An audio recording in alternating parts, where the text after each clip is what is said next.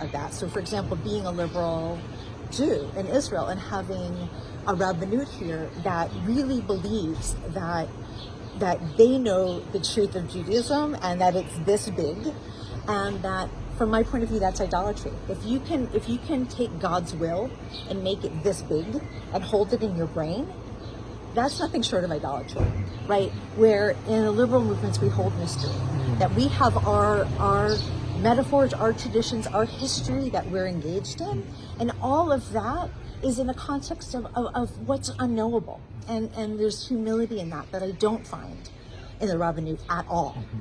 And and that recently this Orthodox contingent from America came to Israel to ask that there's not a democratization of conversion here.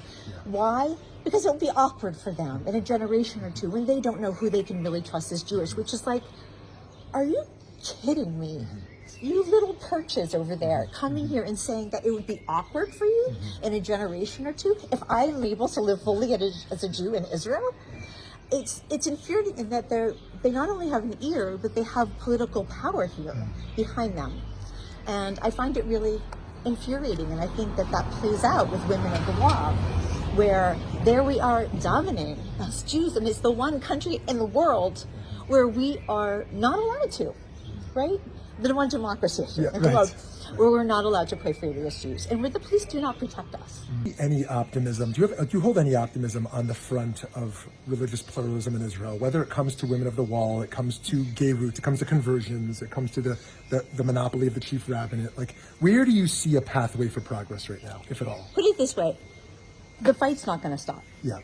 And the question is, how Taliban are we going to get? And I think it's a question in the U.S. as well, unfortunately. Like, and this question here is like, when people, I don't know, for security, for whatever reason, kind of move to the extremes, how powerful is that going to be? Yeah. And are we going to be able to stop it? You have to believe yes.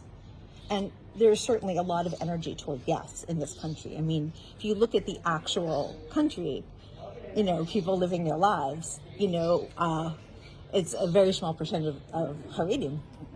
And people are leaving the Haredi community more and more. But that said, who knows? I mean, who expected Trump to get elected? Who thought that I would be like rooting for Bennett to keep the government together? Like, that's how desperate I've become. Is like, this is better than what would be if it fell apart. Being thrilled that the Islamic Party is part of the coalition. I don't agree with anything the Islamic Party has to say.